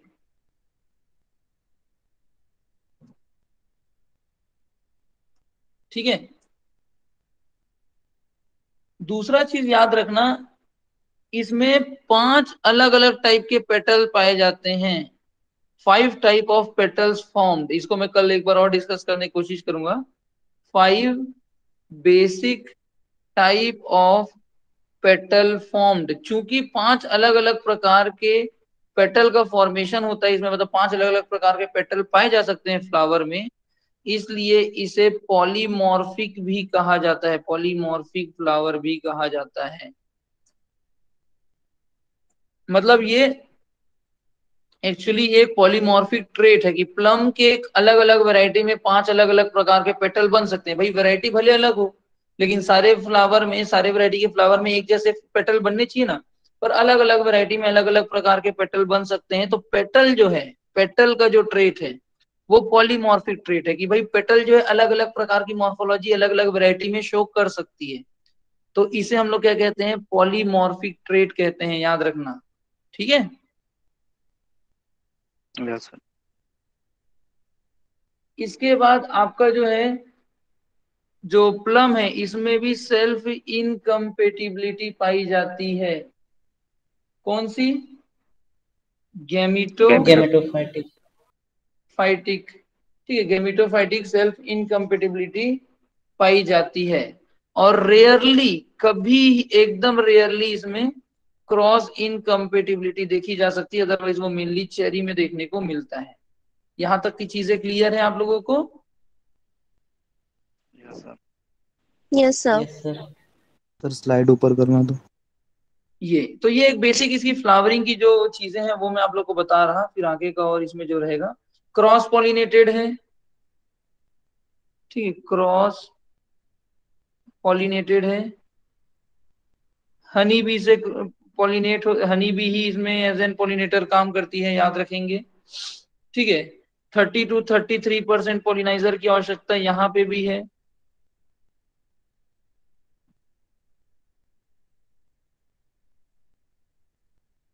ठीक है, तो बॉटनिकली अभी इतना याद रखिए, फिर कल तो इसको मैं और एक बार लिखाऊंगा ही चीजों के साथ साथ। आप लोगों को और क्या क्या पढ़ाना था इसमें, सप्रेस्ड क्लाइमेट्रिक ग्रोथ आने वाला इसी में, तो पढ़ के आइएगा थोड़ा सा। आप लोग कल की क्लास थोड़ी लंबी होगी, हम लोगों को थोड़ा सा लंबा टाइम चाहिए इसमें। सप्रेस्ड क्लाइमेट्रिक ग्रोथ है, एसिमेट्री ऑफ फ्रूट है, जेपनीज और उसकी प्रूनिंग है, बहुत सारी चीजें इसमें समझाने के लिए है। यहाँ तक का चीज क्लियर हुआ आप लोग को अभी तक जो समझाया हूँ? Yes sir. Yes sir. ठीक है, थोड़ा सा वेट और आप लोग कर लीजिए, हम लोग 15-20 मिनट और करते हैं क्लास, मतलब मैं स्प्लिट करके 2 क्लास करूं उससे बेटर है, 15-20 मिनट और वेट करिए। तो हम लोग इसके रूट स्टॉक का मैं आप लोग को एक लिस्ट लिखा देता हूँ, तो क्या ना कल के लिए हेडेक कम रहेगा। तो कल जो कॉन्सेप्चुअली समझाने वाली चीजें होंगी उसमें हम घुसेंगे, मतलब नेक्स्ट लेक्चर में। तो हम लोग जो है ना रूट स्टॉक कवर कर लेते हैं, क्लाइमेट ज्यादा कुछ है नहीं, और प्रोपगेशन एटलीस्ट इतना कर लेंगे, तो ट्रेनिंग, प्रूनिंग और मैं फिर ग्रोथ एंड डेवलपमेंट में फिर अपन बात करेंगे कल की क्लास में। ठीक है, तो 15 मिनट और रुक पाएंगे आप लोग? Yes sir. ठीक है, यस सर। ठीक है। तो हम लोगों ने अभी तक पूरी बॉटनी एंड एवरीथिंग हम लोगों ने क्लियर कर ली है। ठीक है, अब हम लोग जो है क्या करेंगे, अब हम लोग जो है आपका रूट स्टॉक का स्टडी करेंगे। ठीक है, तो रूट स्टॉक में आपका क्या होगा, रूट स्टॉक में देखो दो चीजें हैं। सबसे पहली बात, जो रूट स्टॉक है क्लियर मैं वो लिखा देता हूँ। रूट स्टॉक आप सीधा सीधा वो याद करिए, वो क्वेश्चन में आएगा। दूसरा मैं आपको स्पीसीज के हिसाब से भी बता दूंगा। तो आप लोग को याद होगा माई मदर मैरी, क्या था ट्रिक बताइए। My mother Mary, My mother Mary takes pics of Julie and his brother. Takes pics of Julie and his, sorry and her आएगा, And his her brother. Brother, ठीक है जो भी है, ठीक है। याद रखेंगे my mother Mary takes pics of Julie and her brother. 5 important root stock हैं प्लम में, पांचों इसमें कवर हो जाते हैं। माई से क्या बन गया, माइरोबालन। माइरोबालन में 3 प्रकार के हैं, माइरोबालन बी, माइरोबालन 29C और माइरोबालन 2-7। ये तीनों ही वाटर लॉक्ड कंडीशन के लिए उपयोग होता है, याद रखेंगे। वाटर लॉक्ड कंडीशन के लिए उपयोग होता है, प्लस ये ड्रॉट हार्डी भी हैं। तो ये 2 पर्पस के लिए आपका क्या हो गया, माइरोबालन यूज हो गया। उसके बाद माई मदर मैरी, तो मैरी से क्या नाम आ गया, मैरियाना। ठीक है, जहां जहां ट्रिक है, ये माई ये मैरी। मैरी से क्या ट्रिक बन गया, मैरियाना। मैरियाना जो है ये किसका किसका क्रॉस है, तो भैया प्रूनस सेरासी फेरा। अच्छा चलो ये सब बाद में लिखना, क्रॉस। मैरियाना में आता है 26-24। मैरियाना 26-24 करके एक वेराइटी, एक रूट स्टॉक है। इसका जो इसका ये जो है क्या है, रेजिस्टेंट टू नीमाटोड, क्राउन गाल, इसके लिए ये यूज होता है। आपको ये याद करने की जरूरत नहीं, आपको बस पूछेगा मैरियाना किसका रूट स्टॉक है। तो माई मदर मैरी हो गया यहां तक। टेक पिक्स ऑफ जूली, तो पिक्स से क्या हो गया, पिक्सी, और जूली से क्या हो गया, एसटी जूलियन। ये 2 रूट स्टॉक हो गए, ये दोनों के दोनों क्या है आपके, ड्वार्फिंग रूट स्टॉक है। ठीक है, वहीं पे हमने लास्ट में क्या लिखा है, take pics of Julie and her brother. Brother से एक नाम आता है जिसे हम लोग क्या कहते हैं, ब्रॉम्पटन। इसका नाम ये क्या हो गया, कोल्ड हार्डी। आप देखो सभी प्रकार के ऑब्जेक्टिव आपके यहीं पे फुलफिल हो गए। आपको केवल याद रखना, आपको पूछेगा Pixy is a root stock of, Pixy is a dwarfing root stock of, या पिक्सी क्या है, ड्वार्फिंग रूट स्टॉक है। आप ये ट्रिक याद है, आप बना दोगे, आपको पूरा पांचों यहीं पे क्लियर हो गया। क्लियर है, Yes, sir. ठीक है। इसके अलावा एक एडिशनल में इश्तारा लिख लिए रहना, इस्तारा रूट स्टॉक अलग से लिख लेना, कैरेक्टर नहीं है बट लिख लेना, कहीं पे मिला था मेरे को तो मैंने इसको ऐड कर लिया था। ISHATARA।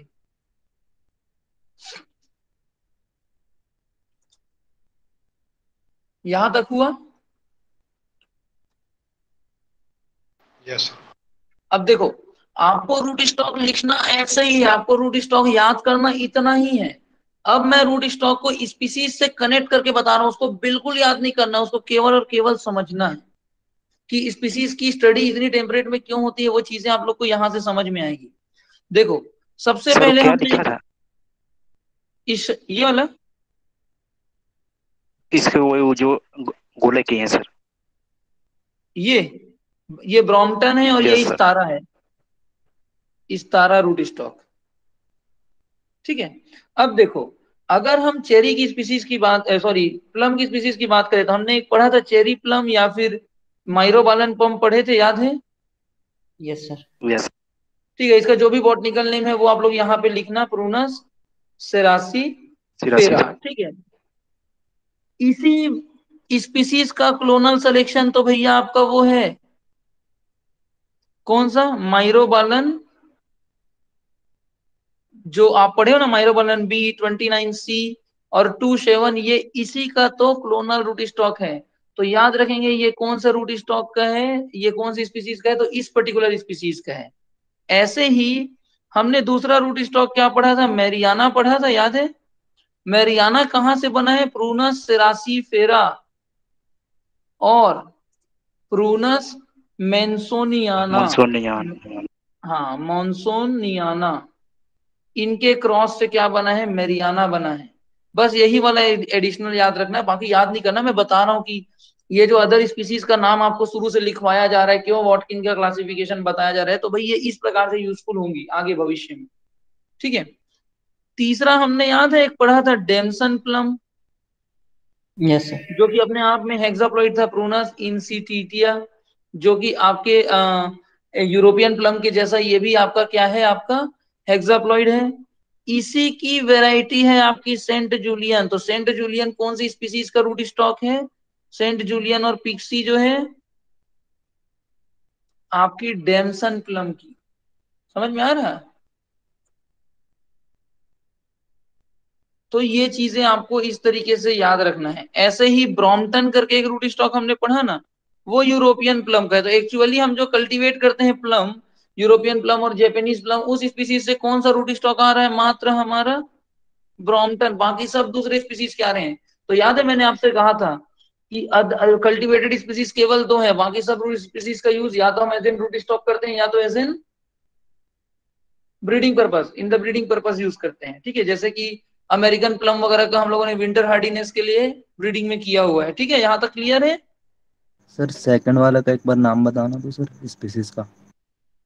कौन सा वाला? सेकंड वाला कौन सा? ये मेरियाना, यस सर।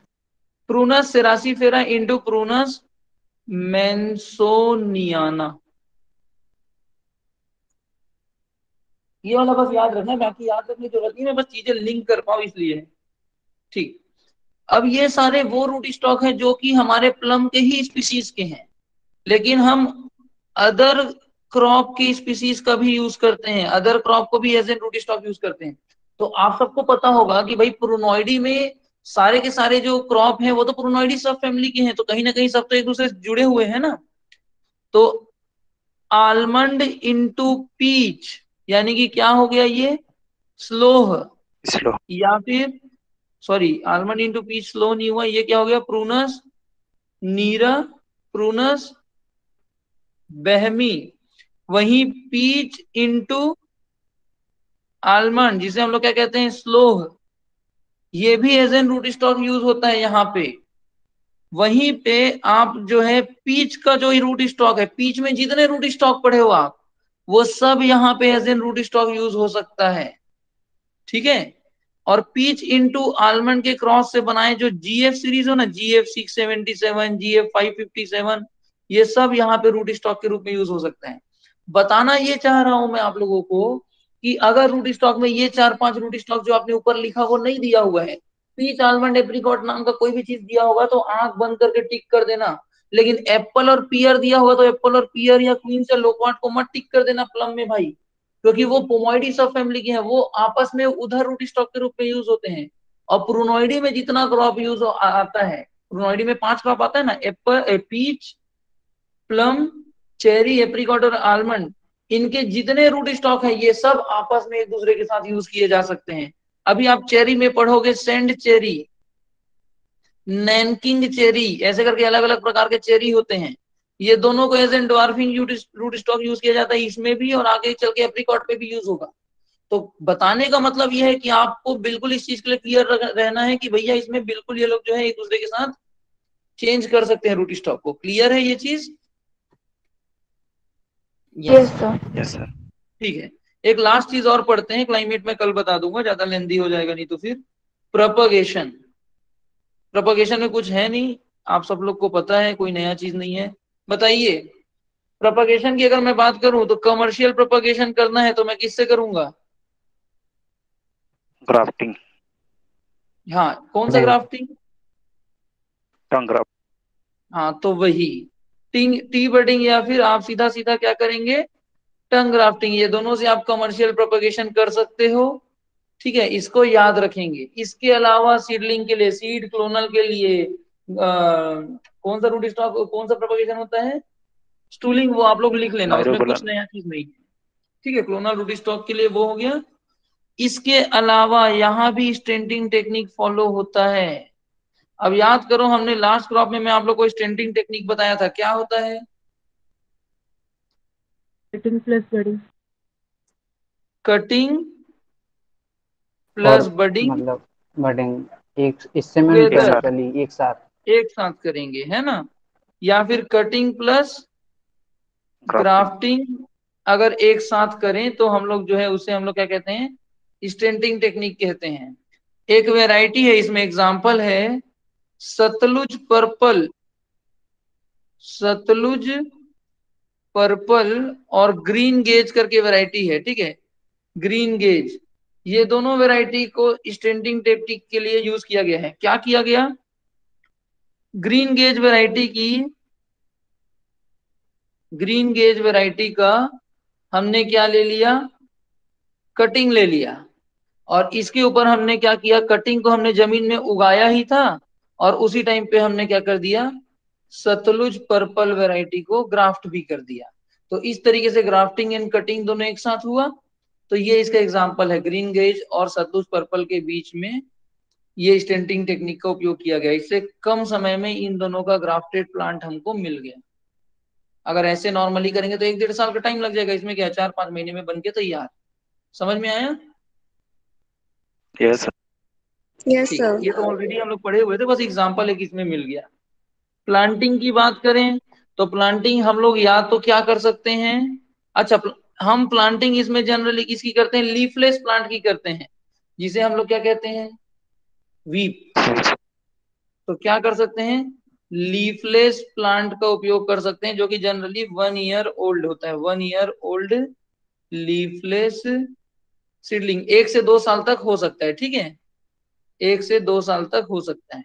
और वहीं पे अगर लीफी वाला सीडलिंग हो गया तो उसे हम क्या कहेंगे, लीफलेस को तो हम क्या कहते हैं, वीप कहते हैं, और लीफी वाले को क्या कहेंगे,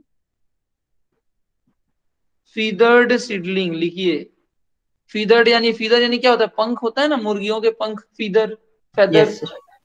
तो वही फेदर्ड सीडलिंग कहते हैं किसको, जिसमें लीफ पाया जाता है, और जिसमें नहीं पाया जाता है उसे हम लोग क्या कहते हैं, लीफलेस कहते हैं। तो इसमें दोनों प्रकार का हो सकता है, डिपेंड करता है आप कौन से टाइम पे ट्रांसप्लांटिंग या प्लांटिंग कर रहे हैं, ठीक है, याद रखेंगे।